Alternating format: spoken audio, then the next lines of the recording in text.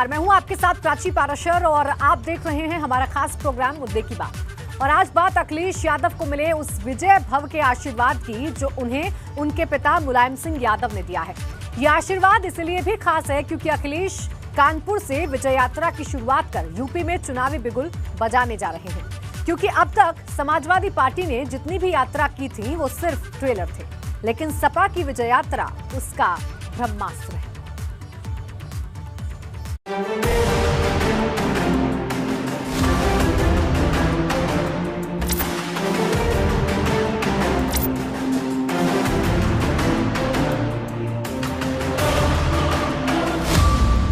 मुलायम ने दिया अखिलेश को विजयी भव का आशीर्वाद।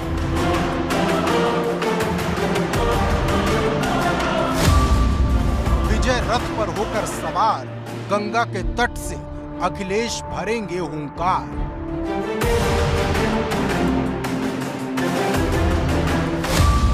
अखिलेश को मिला बड़ों का साथ, क्या 22 में बनेगी सरकार?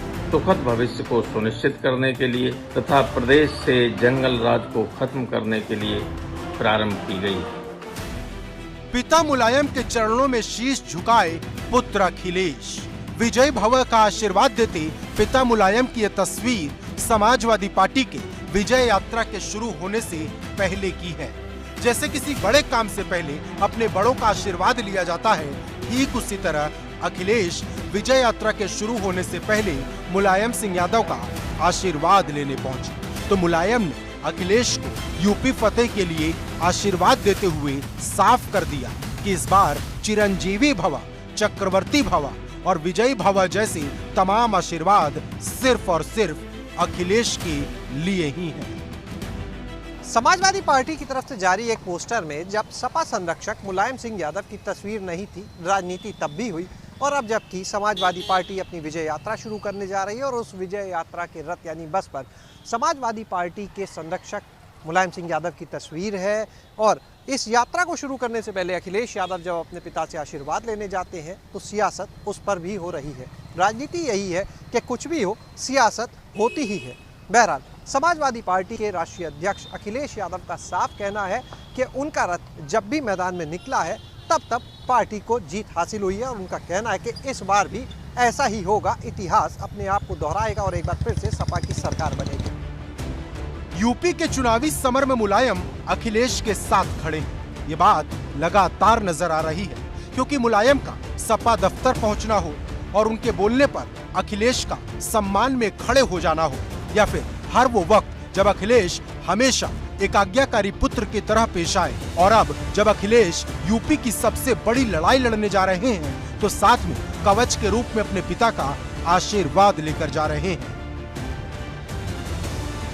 अखिलेश न सिर्फ अपने पिता मुलायम सिंह यादव बल्कि उनके समकक्ष खड़े हर नेता को साथ लेकर चल रहे हैं और इसकी गवाही दे रहा है समाजवादी पार्टी का ये विजय पोस्टर, जिसमें भीमराव अंबेडकर, जयप्रकाश नारायण, एपीजे अब्दुल कलाम, राम मनोहर लोहिया, जनेश्वर मिश्र और मोहनलाल से लेकर बेनी प्रसाद वर्मा तक की तस्वीर।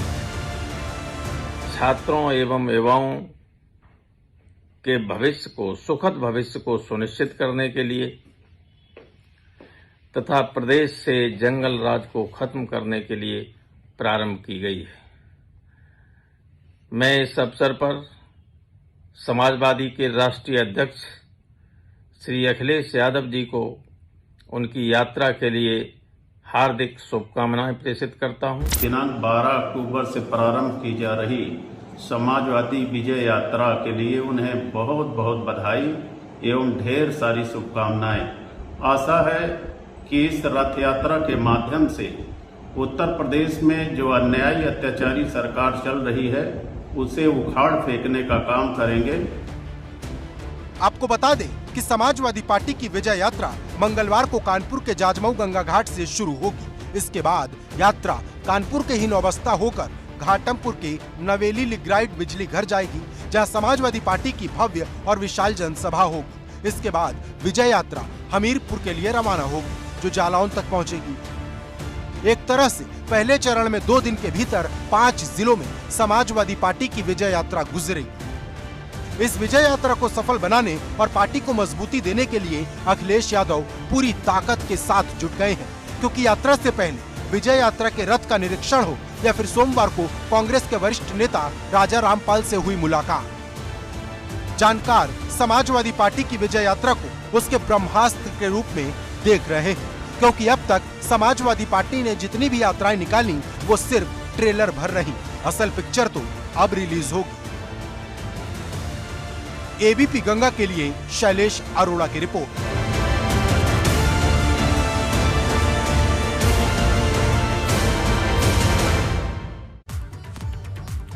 और अब बात कांग्रेस की मूक क्रांति की, क्योंकि वाराणसी में विरोधियों को ललकारने वाली प्रियंका गांधी लखनऊ में गांधीगिरी वाले अंदाज में नजर आई। प्रियंका ने 45 मिनट तक मौन रहकर केंद्रीय मंत्री अजय मिश्र टेनी के इस्तीफे की मांग की। लेकिन बड़ा सवाल यह है कि प्रियंका जिस तरह से लखीमपुर कांड का मुद्दा उठा रही हैं, क्या उसका फायदा चुनाव में कांग्रेस को होगा? रिपोर्ट देखिए।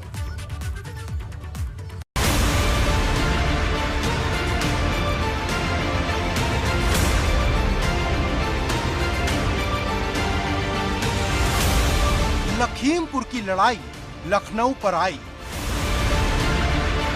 कांग्रेस की मूक क्रांति, प्रियंका की गांधीगिरी। 45 मिनट के मौन व्रत से प्रियंका ने बता दिया है कि लखीमपुर की हिंसा के पीड़ितों को इंसाफ दिलाने के लिए उनसे जो बल पड़ेगा वो करेंगी। चुप रहना होगा तो चुप रहेंगी, जितने भी कार्यकर्ता यहाँ हैं, गरजना होगा तो गरजेंगे, से नहीं डरते हैं। क्योंकि काशी में अपने विरोधियों पर गरजने वाली प्रियंका, आखिरी दम तक लड़ने वाली प्रियंका लखनऊ में एकदम गांधी वाले अवतार में थी। वो महात्मा गांधी की प्रतिमा के सामने मौन व्रत पर थी, लेकिन उनके विरोधियों में खलबली मची थी। वैसे तो जनता ने उनको परमानेंट मौन दे रखा है, लेकिन वो धीरे धीरे करके 3 घंटे रखना शुरू करें या वो करें, वो मौन रखने की संस्कृति की तो प्रियंका जी है नहीं। मौन रखा जाता है एकादशी के व्रत में, मौन हमारे साधु संत रखते हैं। कई बार जो काम बोलने से नहीं होता वो चुप रहने से हो जाता है।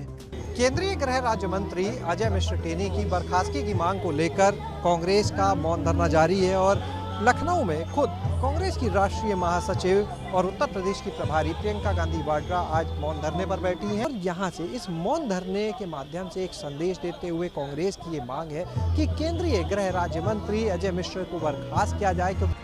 प्रियंका गांधी ने ऐलान कर दिया है कि जब तक केंद्रीय मंत्री अजय मिश्र टेनी का इस्तीफा नहीं होता तब तक वो चुप नहीं बैठेंगे, फिर चाहे इसके लिए उन्हें जो करना हो वो करने के लिए तैयार है।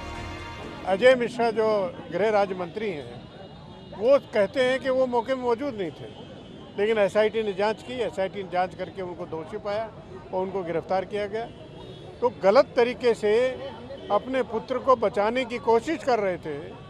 ऐसे व्यक्ति को गृह राज्य मंत्री रहने का कोई हक नहीं है, इसलिए उनको बर्खास्त किया जाना चाहिए। देश के गृह राज्य मंत्री के पद पे बने रहते हुए जब उनके पुत्र पर इतना बड़ा आरोप है तो निष्पक्ष जांच नहीं हो सकती है, तो या तो उनको नैतिकता के आधार पर इस्तीफा दे देना चाहिए और अगर वो इस्तीफा नहीं देते हैं तो उनको तत्काल बर्खास्त करे सरकार। क्या कल्पना की जा सकती है कि उनके गृह विभाग में मंत्री रहते हुए जिसके अधीन पुलिस आती है, कोई सिपाही कोई दरोगा ईमानदारी से तफ्तीश कर लेगा, ऑनेस्ट इन्वेस्टिगेशन हो पाएगी? इसीलिए हमारी मांग है कि गृह राज्य मंत्री अजय मिश्रा जो पिता हैं वो त्यागपत्र दे।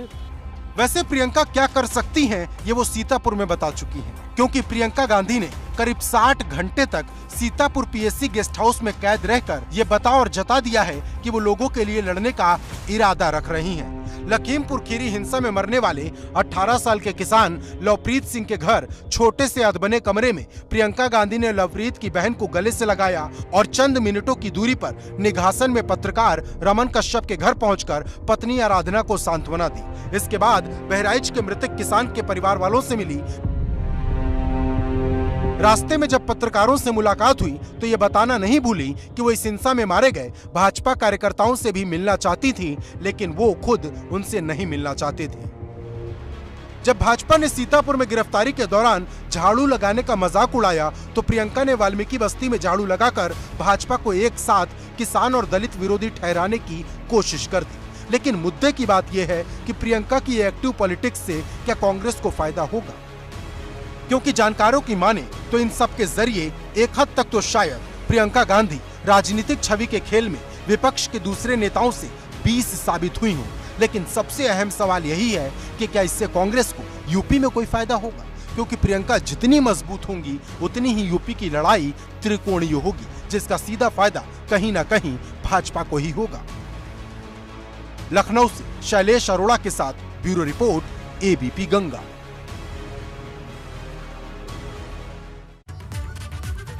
और अब बात 72 घंटे बाद विलन के पर्दाफाश की। लखीमपुर हिंसा के मुख्य आरोपी आशीष मिश्रा की अगर बात करें तो उसे 3 दिन की हिरासत में भेज दिया गया है, यानी रिमांड पर भेज दिया गया है। कल सुबह 10 बजे से आशीष मिश्रा की कस्टडी शुरू होगी। आशीष मिश्रा इस केस में सबसे मजबूत कड़ी माना जा रहा है, क्योंकि जिस काफिले से किसान कुचले गए वो काफिला भी आशीष मिश्रा का ही था। माना जा रहा है कि आने वाले 72 घंटे में लखीमपुर कांड के रक्त चरित्र से पर्दा हट सकता है।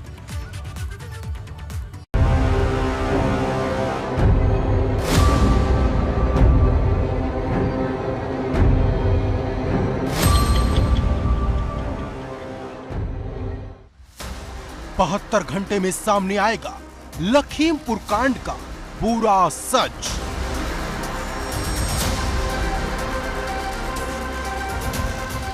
आशीष मिश्रा के रक्त चरित्र से पुलिस उठाएगी पर्दा। क्यों चढ़ाई गई किसानों पर गाड़ी?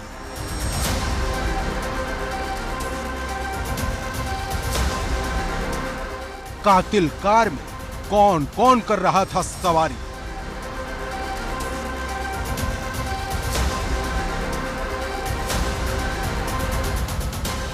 बोल आशीष बोल, तूने क्या क्या किया?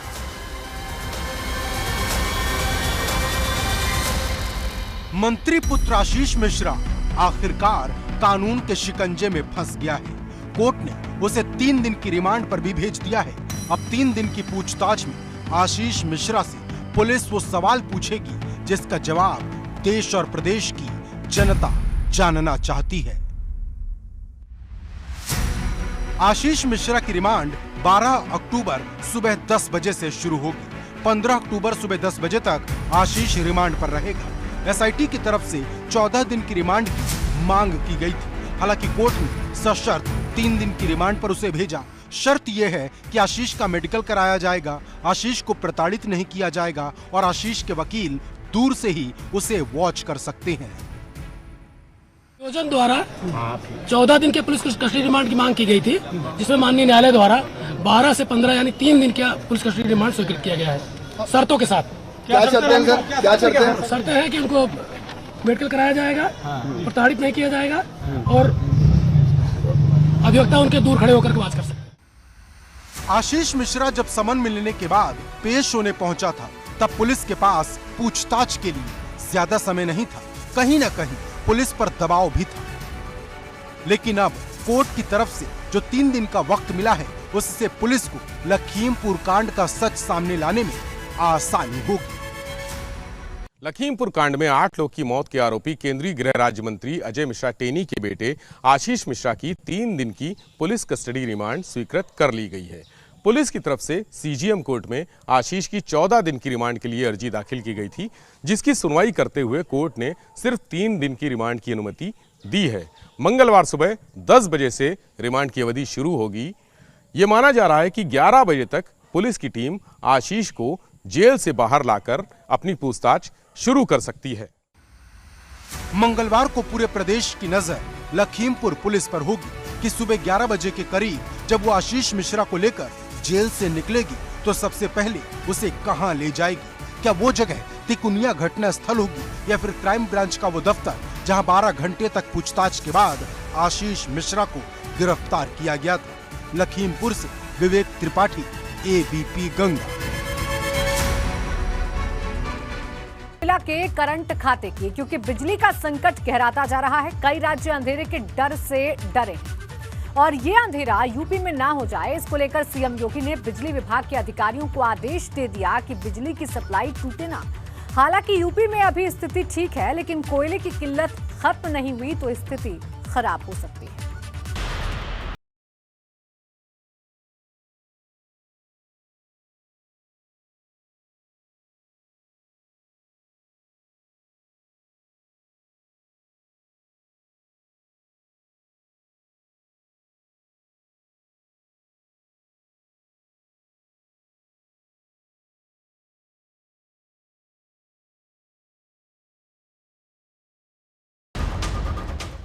कोयले की किल्लत ने बिजली व्यवस्था दुरुस्त करने वाले अधिकारियों के पसीने छुड़ा दिए हैं।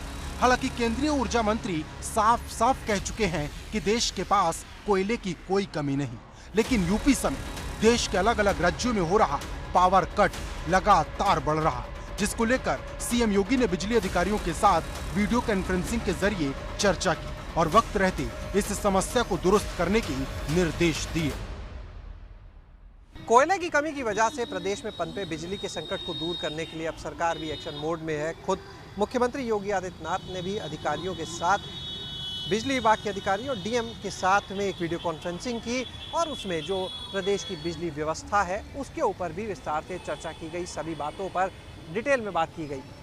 अगर बात करें पिछले 24 घंटों की, तो बिजली की व्यवस्था में कुछ राहत जरूर देखने को मिल रही है। ग्रामीण क्षेत्रों में भी कटौती कम हुई है। दरअसल बिजली बनाने के लिए उत्पादन इकाइयों में कोयले की जरूरत होती है, जो इस वक्त कम नजर आ रही है। इसे ऐसे समझा जा सकता है कि यूपी को हर रोज 17,000 मेगावाट के आसपास बिजली की जरूरत है, लेकिन 15,000 मेगावाट के आसपास मिल रही है, यानी जरूरत से 2,000 मेगावाट कम। जबकि 1-2 दिन पहले तक ये हालात हो गए थे कि ग्रामीण क्षेत्रों में जहां 18 घंटे बिजली की आपूर्ति होनी चाहिए, वहां 12 से 13 घंटे के बीच ही आपूर्ति हो पा रही थी। वहीं तहसील क्षेत्रों के लिए 21.5 घंटे बिजली आपूर्ति होनी चाहिए, लेकिन इसमें से सिर्फ 19 घंटे के आसपास ही बिजली आपूर्ति हो रही थी। बात बुंदेलखंड की करें तो जहां 20 घंटे बिजली सप्लाई मिलनी चाहिए, वहां 17 घंटे के आसपास ही बिजली आपूर्ति हो रही थी। हालांकि बिगड़ते हालात के बीच रविवार को स्थिति बेहतर रही, ज्यादातर कटौती नहीं हुई, लेकिन इसका मतलब ये नहीं कि समस्या टल गई। देखिए, जहाँ तक सवाल है, वर्तमान में थोड़ा स्थिति पहले से इम्प्रूव हुई है, लेकिन हाँ, अभी भी गाँव में बिजली कटौती हो रही है। तो ऐसे में ये कहना बिल्कुल अभी भी सत्य है कि जो कोयले का संकट है वो है, क्योंकि लगभग 4500 मेगावाट उत्तर प्रदेश में, चाहे वो मशीनें बंद हैं या कम कैपेसिटी पे चलाई जा रही है, ये प्रभावित हो रही है। अच्छी बात यह है कि आगरा जैसे जिलों में बिजली का कोई संकट नहीं है। कोयले की कमी के चलते विद्युत उत्पादन में जो कमी आ रही है, उसको लेकर उत्तर प्रदेश सरकार चिंतित नजर आ रही है और आज इसको लेकर मुख्यमंत्री योगी आदित्यनाथ जो 5 डिस्ट्रीब्यूशन कंपनीज के एमडी के साथ साथ सभी 75 जिलों के जिलाधिकारियों और मंडलायुक्त से बात करेंगे। कुल मिलाकर इसको लेकर सरकार काफ़ी ज़्यादा अलर्ट है और जो लेकिन वक्त रहते कोयले की किल्लत खत्म नहीं हुई तो नोएडा और ग्रेटर नोएडा में संकट गहरा सकता है। हालांकि अभी स्थिति काबू में है, लेकिन इसे बेकाबू होते देर नहीं लगेगी। देश में कोयले की कमी से बिजली संकट गहराता जा रहा है। फिलहाल कोयले की कमी का असर नोएडा में देखने को नहीं मिल रहा है। यहाँ सामान्य तरीके से बिजली सप्लाई की जा रही है। अधिकारियों का कहना है कि कोयले संकट से भी सरकार जल्द ही निपट लेगी। लोगों को चिंता करने की जरूरत नहीं है। इसीलिए वक्त रहते कोयले के संकट को दूर करना होगा ताकि स्थिति खराब ना हो। लखनऊ से शैलेश अरोड़ा, आगरा से नितिन उपाध्याय के साथ नोएडा से बलराम पांडे, ABP गंगा।